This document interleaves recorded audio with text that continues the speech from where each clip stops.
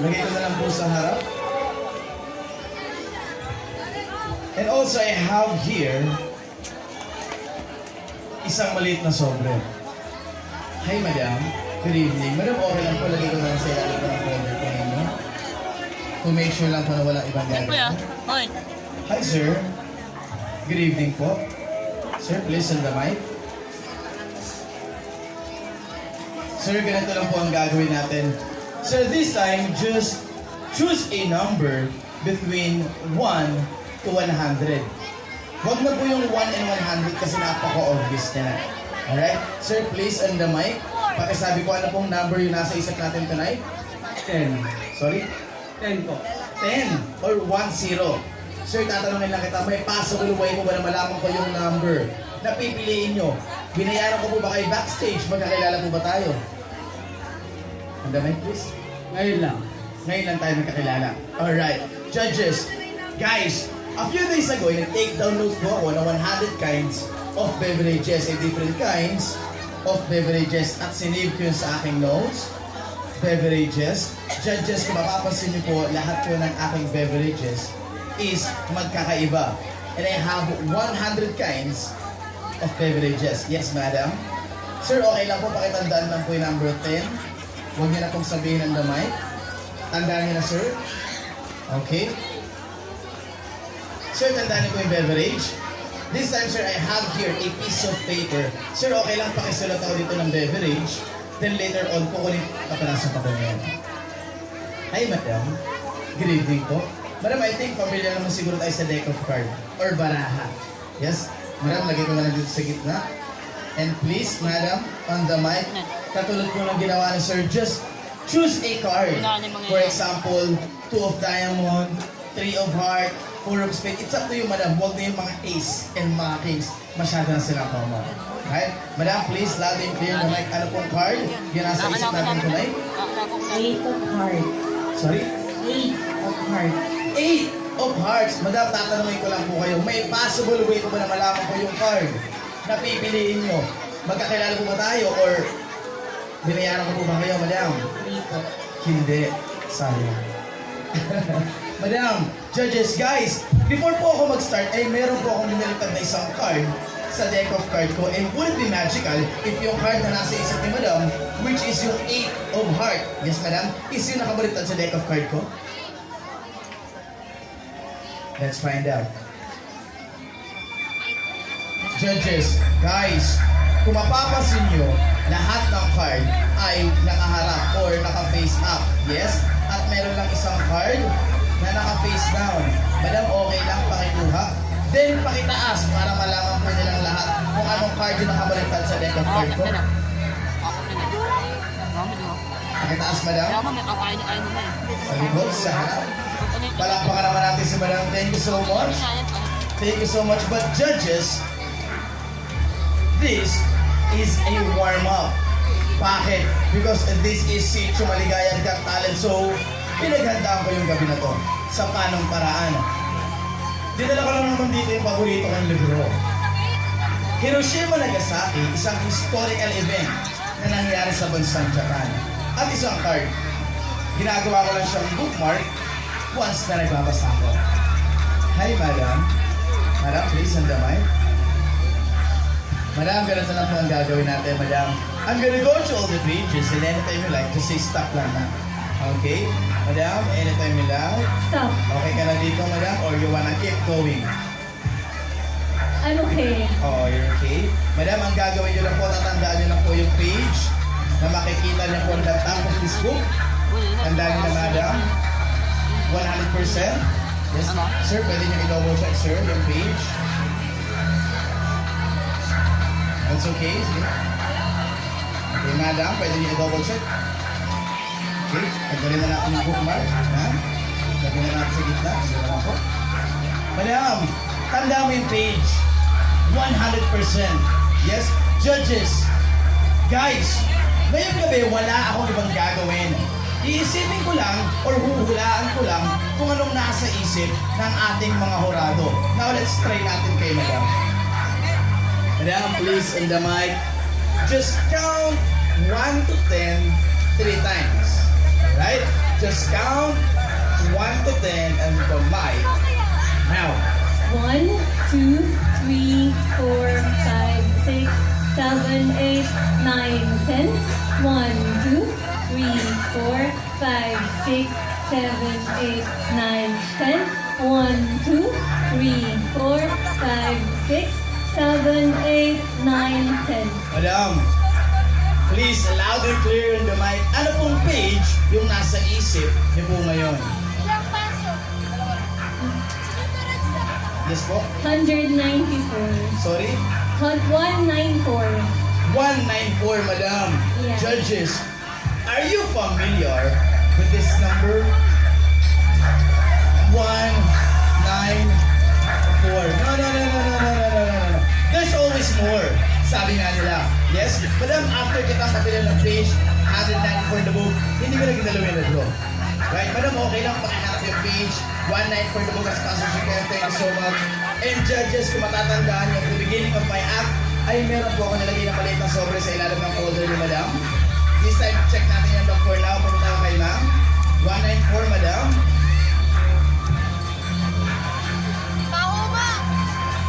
Okay na, Ma'am? Nakita niyo po? Sorry? Kaya. Ang damay mo? Buksan mo nga si Lord, sa'yo mapabuksan na. Pero nandun na siya sa tindahan ko na makita. Done. Di ma'am, tinanong kita kanina kung nakita mo yung page. Yeah, I did. Hindi, okay lang mo na ito, ma'am. Okay, guys. This time, yung page na napili ni ma'am, as of now, nawawala. And sabi ko nga at the beginning of my act, ay meron po ako nilagay na maliit na sobre sa ilalim ng folder ni Madam. And would it be magical if yung kapilas na page na to ay nasa loob ng sobre na yan? Madam, hindi ko nakahawakan ng maliit na sobre. And please, pakicheck ko anong nasa loob and here's the mic. Please pakisabi sa amin lahat, ma'am. Thank you.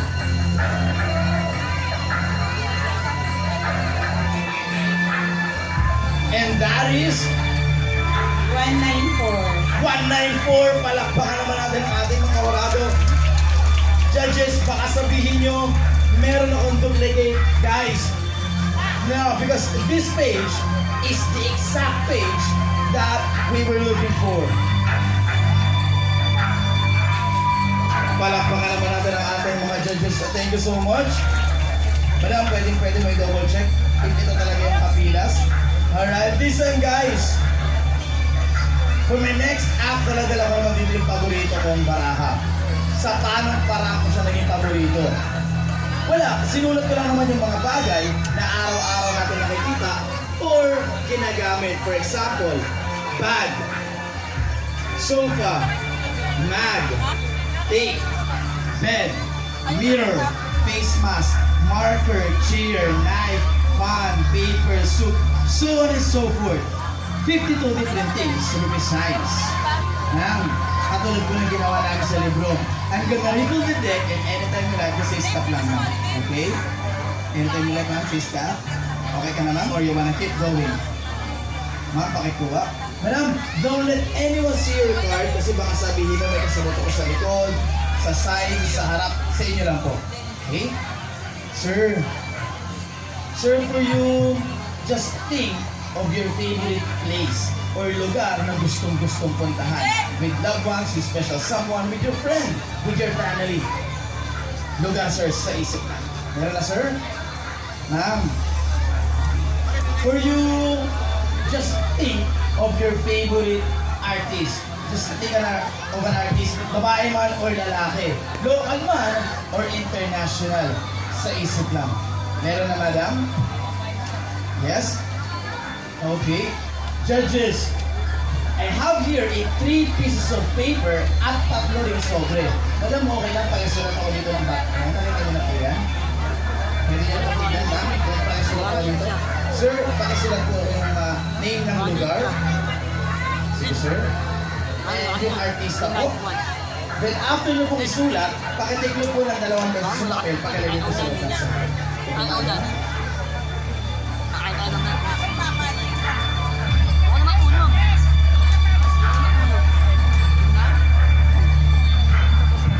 Ha?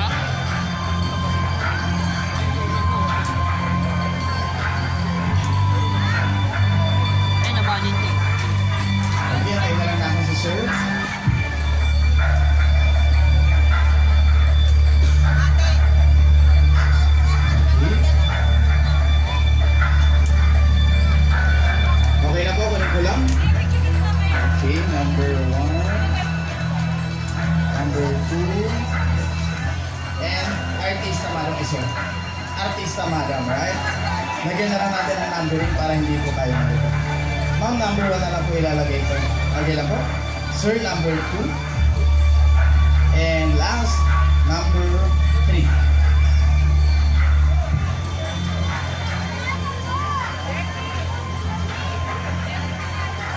Guys, sabi ko nga sa inyo nung simula, wala akong ibang gagawin. Iisipin ko lang or huhulaan ko lang kung anong nasa isip ng ating mga judges. Now let's start with our judge number 1. Ma'am, listen the mic. This time, sasagot lang po kayo ng yes or no sa lahat po ng itatanong ko. It's just a yes or no question lang, madam. Madam, first question, bagay. For example, ma'am, yung bagay na to, birthday mo ngayon or Pasko. Then bibigyan kita. Madam, okay lang po sa'yo? Yes or no? Yes. Yes. I think, madam, yung bagay na to medyo may kaliitan lang. Madam, yes or no? No. No. I think, madam, yung bagay na to araw-araw nakikita. Yes. Yes. And I think, madam, yung bagay na to meron ka po nito, madam. Yes. Yes. Judges, guys, nasulat ko na hindi ko na pwedeng baguhin. And our judge, number 1,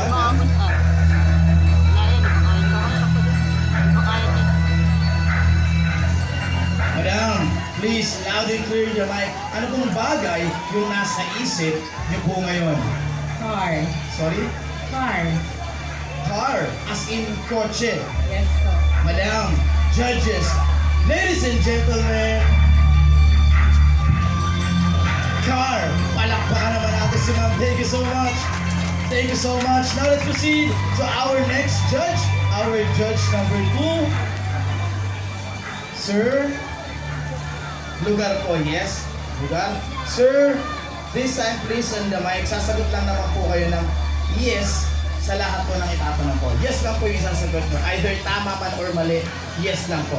Okay, sir, first question, lugar. I think, sir, yung lugar na to, sir,